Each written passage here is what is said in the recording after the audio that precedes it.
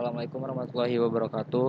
Selamat sore dan salam sejahtera untuk kita semua. Baiklah, kami di sini dari kelompok 6 ingin mempresentasikan dengan tema potongan melintang ataupun komposisi dari potongan melintang dalam mata kuliah teknik rekayasa jalan raya.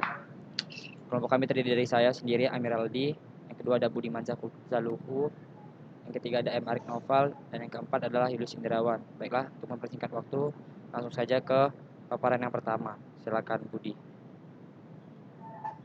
Baiklah, untuk pemaparan pertama ada yang komposisi melintang, di mana komposisi melintang ini merupakan bagian dari penampang melintang yang merupakan potongan melintang tegak lurus sumbu jalan yang memperlihatkan bagian-bagian jalan. Kemudian untuk komposisi potongan melintang ini terdiri dari komponen-komponen, yaitu yang pertama jalur lalu lintas, median, bahu jalan, trotoar, jalur sepeda, jalur pepohonan atau jalur hijau, kemudian jalur pembatas dan batasan luar jalan.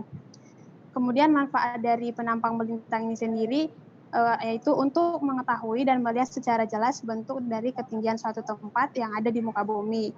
Yang untuk membuat sebuah penampang melintang ini juga kita harus berpatokan untuk menyediakan sebuah peta topografi, sebab hanya peta topografi yang dapat dibuat sebagai penampang melintangnya.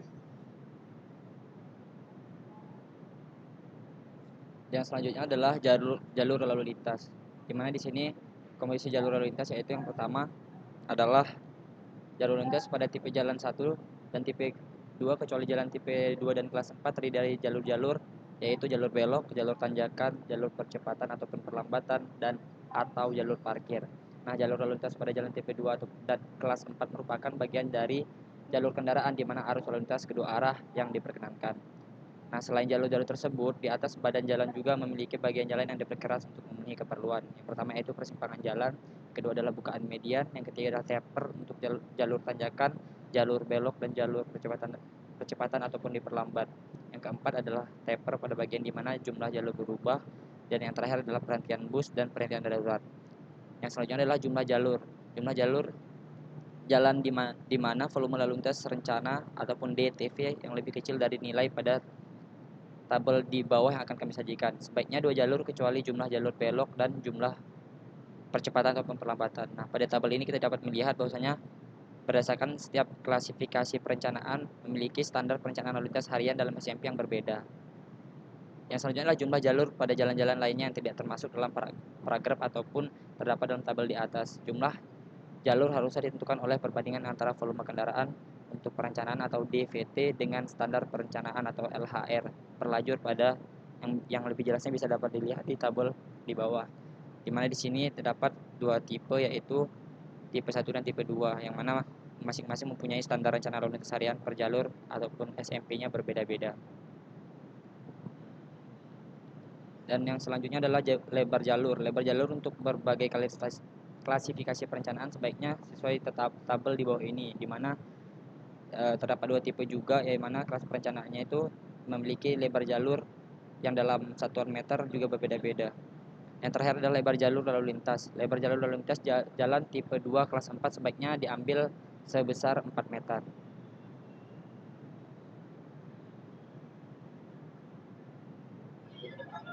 Yang selanjutnya ada median.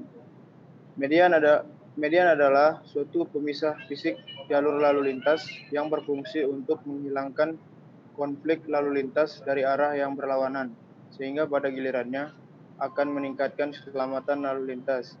Jenis-jenis median ada 2. Yang pertama adalah median datar. Median yang datar ini adalah median yang dibatasi oleh 2 buah marka membujur garis utuh. Jarak 2 buah marka membujur garis utuh bisa dikategorikan sebagai median jika jarak tersebut lebih dari 18 cm. Di dalamnya dilengkapi marka serong. Yang kedua, median yang ditinggikan, yaitu median yang dibuat lebih tinggi dari permukaan jalan. Pada sisi luar median harus dilengkapi dengan krep. Pemisah arah untuk jalan tipe 1 dengan 4 jalur atau lebih. Jalur-jalur ini sebaiknya dipisahkan menurut arah lalu lintasnya. Pada umumnya untuk tipe 2 dan 4 atau lebih, jalur-jalur ini sebaiknya dipisahkan menurut arahnya. Selanjutnya kriterianya. Median jalan dapat digunakan jika jalan bertipe minimal 4 lajur 2 arah atau 4/2 UD. Volume lalu lintas dan tingkat kecelakaan tinggi dan diperlukan untuk penempatan fasilitas pendukung lalu lintas. Manfaat median adalah suatu pemisah fisik jalur lalu lintas yang berfungsi untuk menghilangkan konflik lalu lintas dari arah yang berlawanan, sehingga pada gilirannya akan meningkatkan keselamatan lalu lintas.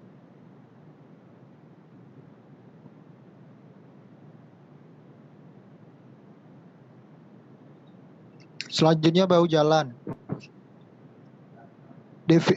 Definisi bahu jalan adalah bagian manfaat jalan yang berdampingan dengan jalur lalu lintas untuk menampung kendaraan yang berhenti. Keperluan darurat dan pendukung samping bagi lapis fondasi tanah, fondasi atas, dan fondasi permukaan. Dapat dilihat lebar minimum bahu jalan dan lebar bahu dalam kanan. Ketentuan bahu jalan.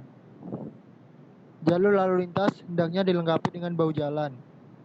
Hanya bila jalur lalu lintas telah dilengkapi dengan median, pemisah atau jalur parkir, maka bahu jalan tidak diperlukan lagi. Bahu jalan sebaiknya diperkeras. Bahu yang tidak diperkeras dipertimbangkan apabila ada pertimbangan ekonomi. Fungsi bahu jalan. 1. Untuk melindungi bagian utama jalan. 2. Sebagai tempat berhenti kendaraan yang mogok atau sekedar berhenti untuk berorientasi terhadap jurusan yang akan dituju. 3. Menyediakan ruang bebas samping bagi lalu lintas. 4. Meningkatkan jarak pandang pada tikungan. 5. Sebagai trotoar jika tidak ada trotoar. Dan 6. Tempat meletakkan rambu lalu lintas, serta lain-lain.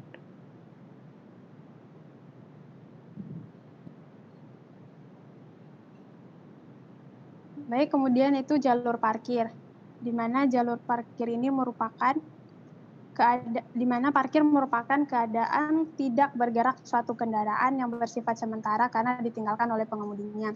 Untuk ketentuan jalur parkir sendiri pada umumnya itu disediakan di sebelah kiri atau sebelah kiri dari jalur untuk jalur lalu lintas untuk jalan tipe 2, kecuali jalan tipe 2 kelas 4. Bila kebutuhan akan parkir atau berhenti sepanjang jalan cukup tinggi, sehingga kendaraan yang berhenti dikhawatirkan akan mengganggu kelancaran lalu lintas pada jalan tersebut.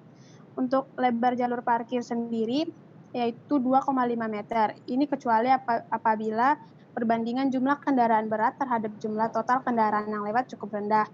Maka lebar jalur parkir boleh dikurangi sampai lebar minimum yaitu 2,2 meter. Dan yang terakhir adalah jalur hijau, di mana jalur hijau ini adalah daerah ataupun tempat ataupun lapangan yang ditanami rumput dan tanaman perindang yang berfungsi menyegarkan hawa dalam kota.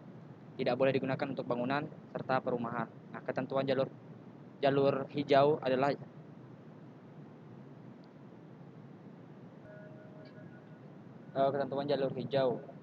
di mana di sini di jalan tipe 2 sebaiknya dilengkapi dengan jalur tanaman, tergantung dari kebutuhan untuk melestarikan nilai estetis lingkungan sekitar jalan tersebut. Dan untuk lebar jalur hijau itu standarnya adalah 2 meter. Dan yang terakhir adalah fungsi dari jalur hijau itu adalah manfaat, yaitu untuk berperan sebagai mengurangi tingkat polusi udara, terutama bagi wilayah perkotaan yang selalu padat akan kendaraan di hari jam kerja, contohnya di ibu kota Jakarta. Dan mungkin itu saja yang dapat kelompok kami sampaikan. Kurang lebihnya kami mohon maaf. Kami akhiri dengan wabillahi taufiq wal hidayah. Wassalamualaikum warahmatullahi wabarakatuh.